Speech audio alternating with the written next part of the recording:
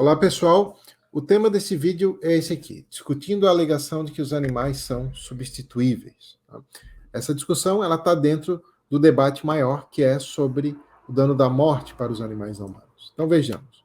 Por vezes é defendido que não há nada de errado em matar os animais não humanos, desde que, 1. Tenham levado uma vida significativa até então, 2. Sejam mortos de maneira indolor, e 3. Sejam substituídos por outros animais que nasceriam para ocupar o seu lugar, e esses outros animais também levariam vidas positivas. E assim, o ciclo continuaria. Esse argumento, por vezes, é utilizado para defender o uso de animais para consumo. Por exemplo, é comumente dito que consumir os animais é beneficiar os animais, porque de outra forma não nasceriam, segundo essa alegação. Entretanto, um primeiro problema com esse argumento é que no mundo real acontece exatamente o oposto dessas condições que o argumento estabelece para ele fazer sentido. No mundo real, os animais criados para consumo vivem vidas repletas de sofrimento extremo e são mortos de maneiras brutais, como vimos aqui em outros vídeos. E os outros animais que nascem para substituí-los, nascem também para viver aquele mesmo inferno. Ou seja, aquelas condições que o argumento estabelece para que ele possa ser sólido, não existem, pelo menos até então, no mundo real. Porém, o proponente da substituição poderia dizer que a sua proposta é justamente reformar o sistema de exploração animal para que aquelas condições ideais aconteçam na prática. É claro, é duvidoso que isso seria possível na prática. Mas, independentemente disso, é possível desafiar a ideia de que os animais são substituíveis, mesmo naquelas condições ideais que o argumento assume. E é isso que a gente vai discutir nesse vídeo. Então, vamos começar perguntando o seguinte: por que alguém pensaria que os animais são substituíveis? Uma das razões pelas quais algumas pessoas pensam que sim, é a crença de que os animais não são prejudicados com a morte. Mas, então, novamente, podemos perguntar: por que alguém pensaria que os animais não são prejudicados com a morte? Então, nesse vídeo, a gente vai examinar uma das explicações que são mais frequentemente dadas pelos proponentes da substituição, que é a explicação centrada na identidade. No próximo vídeo, a gente vai discutir outra explicação, que por vezes é dada pelos proponentes da substituição, que é uma explicação que apela às razões prudenciais. Isso vai ficar para o próximo vídeo, tá? Para não ficar muito longo. Então, nós vamos discutir, nesse vídeo, a tentativa de defender a substituição, que tenta explicar que os animais não são prejudicados com a morte, por uma explicação centrada na ideia de identidade dos indivíduos. Então, vamos ver.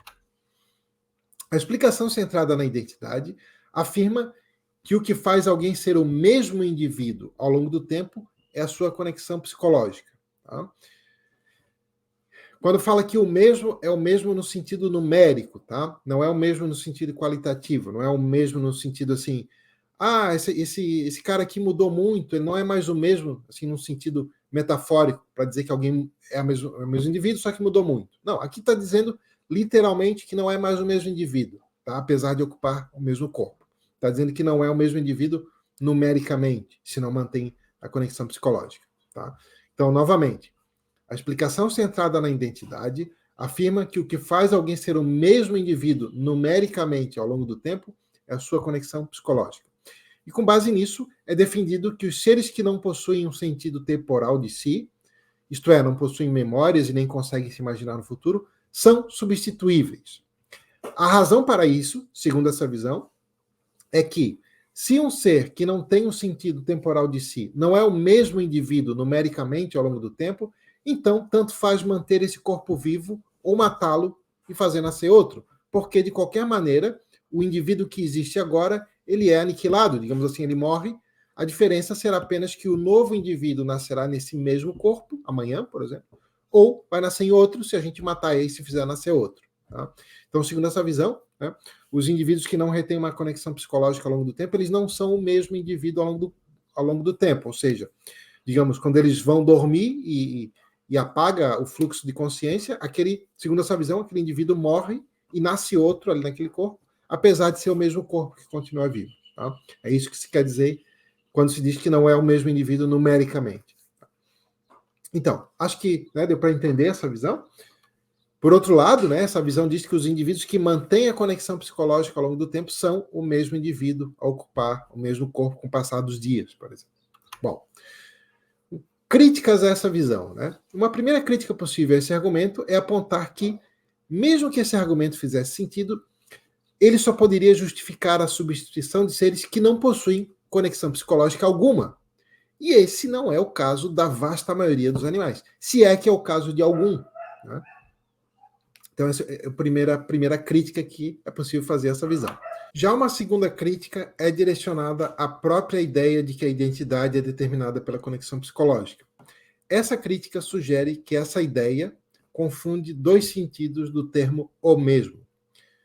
Primeiro, faz sentido afirmar que alguém que perdeu suas memórias não é mais o mesmo no sentido de ser muito diferente psicologicamente do que era antes, ou seja, não é mais o mesmo qualitativamente.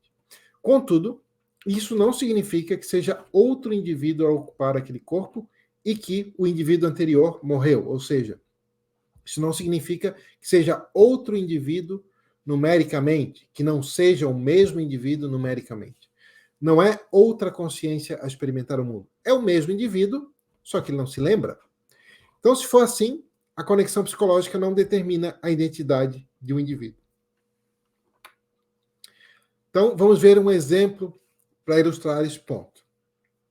Vamos imaginar que Ana tem toda a sua conexão psicológica copiada para um novo corpo, para um novo cérebro. Quando esse novo corpo começa a funcionar, surge um novo indivíduo. Vamos chamar de Ana B. Tá?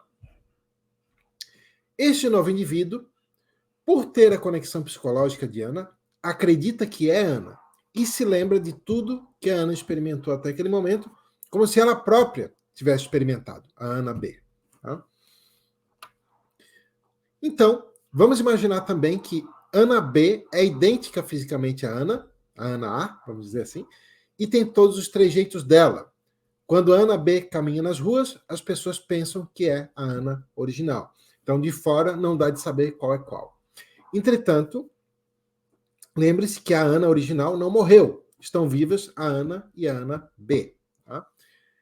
Se a conexão psicológica determinasse a identidade individual, Ana A e Ana B seriam o mesmo indivíduo. Mas parece claro que não são. Parece claro que são dois indivíduos distintos, apesar de terem a mesma conexão psicológica. Por que são dois indivíduos distintos? Porque tratam-se de duas consciências distintas. Ou seja, o que uma experimenta, a outra não experimenta. As decisões de uma têm efeito apenas sobre o movimento do próprio corpo e não sobre o corpo da outra, e por aí vai. Então, isso sugere que não é a conexão psicológica que determina a identidade de um indivíduo. Novamente, estamos falando aqui de identidade numérica. Tá? Vamos ver um segundo exemplo. Vamos imaginar que, assim como no caso da Ana, que a gente acabou de falar, você vai ter toda a sua conexão psicológica copiada para o novo corpo, para o novo cérebro, que ainda não entrou em funcionamento. E aí, como no exemplo anterior, a pessoa que vai estar nesse novo corpo vai se lembrar de todas as suas experiências e vai pensar que é você. Entretanto, agora vem a diferença desse exemplo, aconteceu um imprevisto. Na hora deles copiarem a sua conexão psicológica para o novo corpo, eles, sem querer, apagaram a sua conexão psicológica no seu cérebro. Apagaram suas memórias todas, por exemplo. Então, agora está vivo esse novo indivíduo, nesse outro corpo novo, né, que lembra que é você e pensa que é você, porque ele tem a sua conexão psicológica. Só que também está vivo você, que não lembra quem é. Você não tem mais aquela conexão psicológica. A pergunta é, onde que você se encontra numericamente? É no novo corpo ou no antigo? Parece claro que é no corpo em que você já estava, que agora já não tem aquela conexão psicológica, mas é você, sua consciência, que vai estar ali experimentando tudo que aquele corpo experimentado dali para frente, mesmo que você não lembre quem você foi no passado. A outra pessoa, que agora tem a sua conexão psicológica, está nesse novo corpo, lembra que é você, pensa que é você, mas ela está enganada, pois ela é outra consciência, apesar de ter a mesma conexão psicológica. Ela não experimentou aquilo que ela lembra de ter experimentado. Então, esse exemplo também sugere que a identidade de um indivíduo, novamente, a identidade numérica, não é determinada pela sua conexão psicológica, porque então a gente tem um mesmo indivíduo que perde sua conexão psicológica e um outro indivíduo, né, nesse exemplo, que retém a conexão psicológica de outro indivíduo, mas não é o mesmo. Tá?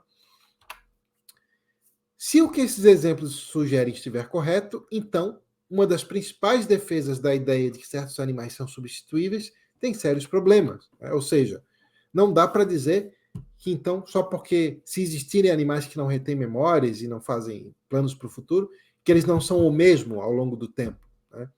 Que tanto faz matar aquele e fazer nascer outro, que de qualquer maneira o indivíduo morre. Não é assim. Parece que sim, são o mesmo indivíduo, mas apesar deles não lembrarem, se é que existem animais que não retêm essa conexão psicológica. No próximo vídeo a gente vai discutir, então, outra defesa de que os animais são substituíveis, que não apela, então, à identidade, né, mas apela às razões prudenciais. Obrigado, pessoal. Até a próxima.